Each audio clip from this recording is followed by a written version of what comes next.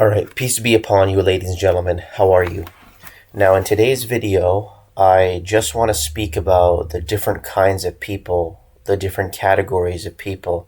And I recognize that a lot of the people who watch my channel, they may be taking friends or having friendships with disbelievers, with unbelievers, those who are not like them.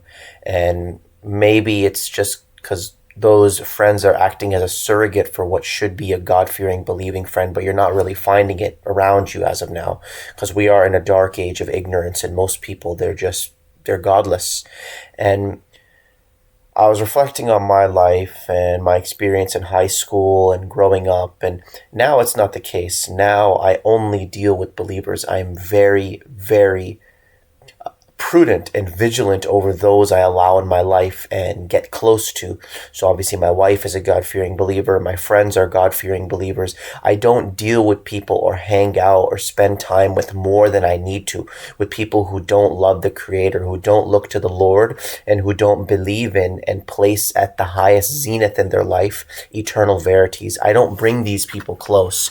Even when I'm at work and I get invited to go out on a weekend, to go out to a restaurant. Not that I would eat at a restaurant anyways because of the bad food and seed oils, but when I get invited to do things, group activities, I don't go. I don't go with these people because, I'm naturally a friendly person. I'm kind. If people talk with me, I'll talk with them, but I can still, despite keeping the respect and cordiality, understand the difference between me and these people.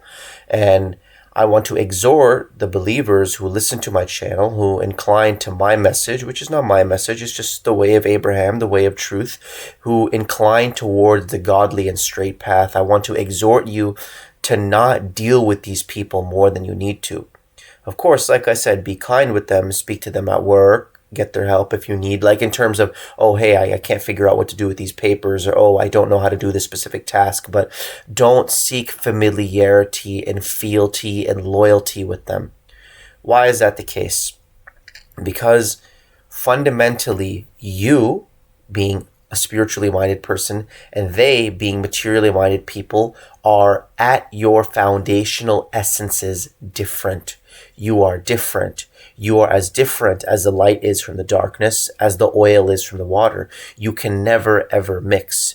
The majority of people you see, and I'm reflecting on my experience growing up and being in high school, the people I was around, I wasn't given any Quranic wisdom growing up, more or less. Like, most of us who grew up in a Sunni or Sunni-esque or Hadith background, or even a secular Christian background, right? Even the Bible, it has some eternal verities and wisdom within it, which if you were to apply, you would save yourself from a lot of heartache and trouble and, a lot of pains. But I was never given this stuff. Most of us, if we're given a Christian upbringing, it's just a secular kind of, we talk about Jesus and God maybe like once a year, and then we go out and live our secular lives. Then in the Sunni background, we have all these rules dumped on us, but there's no actual spiritual wisdom and principles behind it. We don't know why we're doing the things we do. We don't know why we're doing the 5 daily prayers. We don't know why the Quran is important because it's never really opened up to us in a way where we can access its meaning. We don't know why we're going to the mosque. It's all just a bunch of superficial rules. We're not given a full encompassing worldview. We're not shown how to view the world through the Quranic lens because most people don't have that wisdom to teach it. So I wasn't taught this stuff, and going to school, public school, high school, I made all these mistakes as well. I dealt with these people. I spoke to them. I became close friends with people who are not on a spiritual straight path. And I'm just here to remind you from experience and from Quranic knowledge, they are different from you, okay? And they drag to the hellfire. Humanity, human beings, God knows that we are creatures of influence. And you can think that you're Mr. Strong-minded and independent thinking, but I'm telling you, you will be influenced by the people you spend the most time with. That is just inevitable. If you spend your time around godless people more than you need to, not just at work, but hanging out and going to, a restaurant, just chit-chatting about worldly things, you are going to become more like them, and you don't want that. And Like these people, they'll just talk about what is trending lately, what is fun, what is cool, what they shop, this delicious thing they ate, this girl they're talking to. They're not going to counsel you to godliness. I was close to these people too. And the more I chased after the Almighty and I prioritized my spirit over the flesh, the more I became estranged from them. And the more they became estranged from me. The separation was inevitable.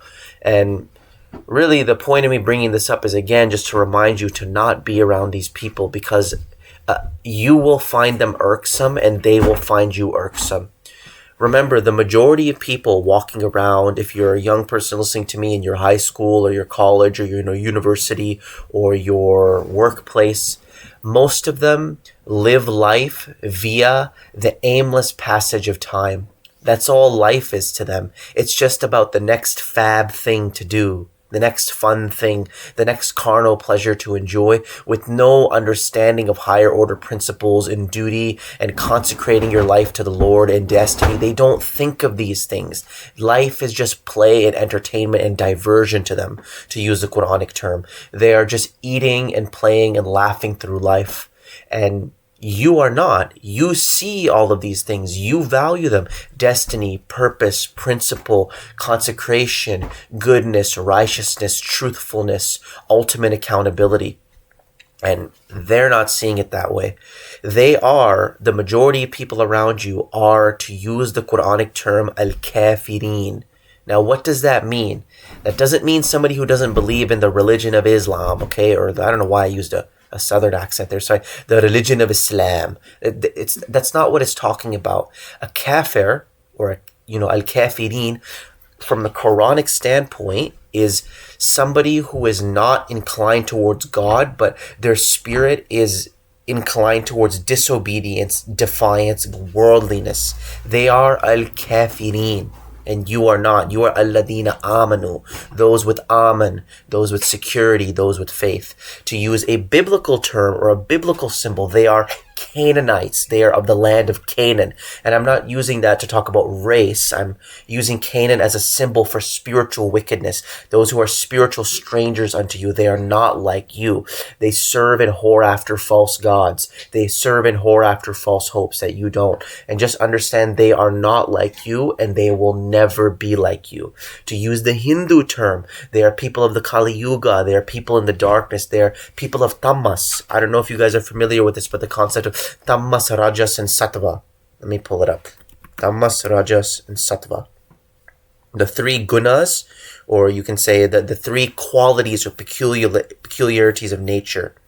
So you have sattva is a state of harmony, balance, joy, and intelligence. Sattva is the guna, or the peculiarity that yogis achieve towards it as it reduces rajas and tamas. Empathy, friendliness, self-control, basically those who incline towards godliness and principle. Then you have rajas. It's a state of action, but it's restless, it's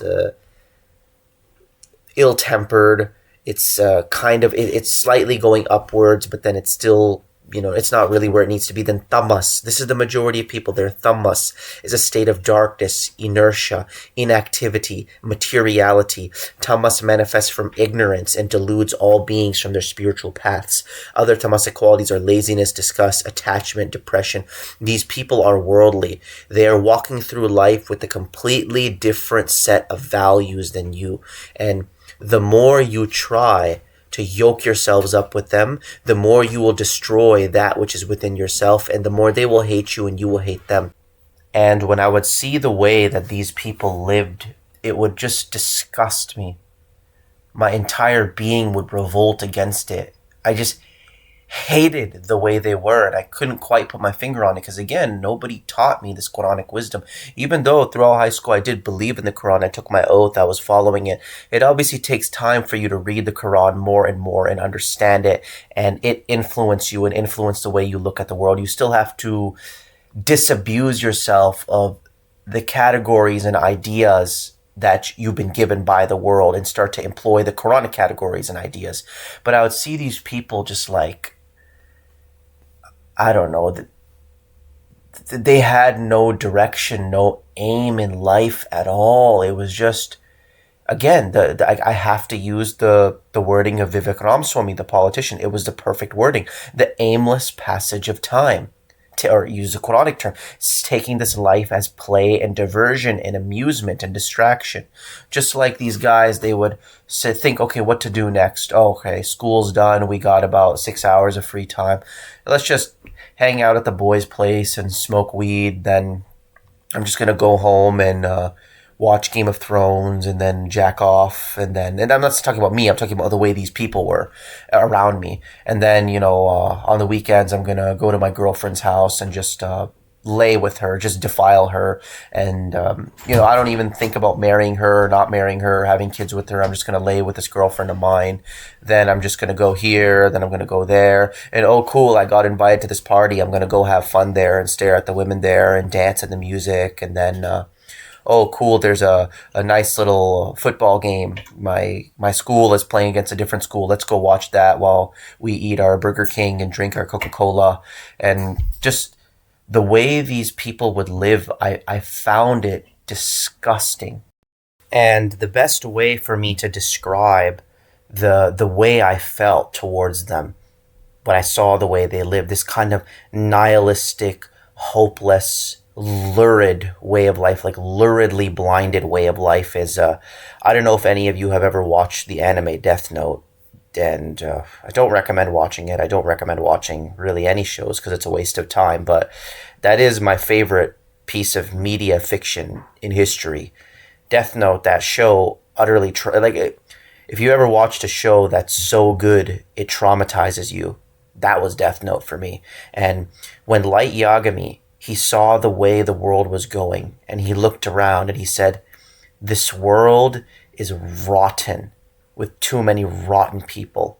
That is exactly, that spoke to me on a spiritual level. That is exactly how I felt seeing these wild debauchees around me and the way they lived. Let me pull up that scene for you. Day in and day out. Yeah. The same news on permanent repeat. This is Day in and day out, the same lifestyle on repeat. all so ridiculous. This world is rotting. That was my feeling growing up, seeing this. And now I know I'm not alone. I know many of you feel the exact same way. So these people who from your eyes are rotting the world, there's no way that you can seek close familiarity and bonding with them. It is impossible. And the more I associated with them and got closer and closer with them, seeing how they live, the more I hated them. And I didn't understand why, again. And now, looking back as an adult, seeing these categories that God has laid out, I just see that I am built fundamentally different. Just as I think that they're being tasteless and gross, they think that I'm being prudish and annoying and arrogant when I call them towards, let's remember God. Let's read the Quran. Let's do something different. Why are we, why are you guys staring at and chasing after women? Why are we doing all this stuff? Let's, go towards the godly path. They would see me as prudish, stuck up. Oh, you think you're better than all of us? You think, Waleed, that you're Mr. Perfect? You're Mr. Angel? They would gaslight me like that. And I'm sure you guys have dealt with it as well. You guys will never love the way these people live. The closer you get, the more it's going to hurt you. The closer you get, the more you're going to hate them, because the more intimately acquainted you're going to be with their godlessness, and the more they're going to hate you, because the more intimately acquainted they're going to be with your godliness. You guys are two opposite ends of a magnet that cannot be forced to mingle. So that's really what I'm trying to emphasize here.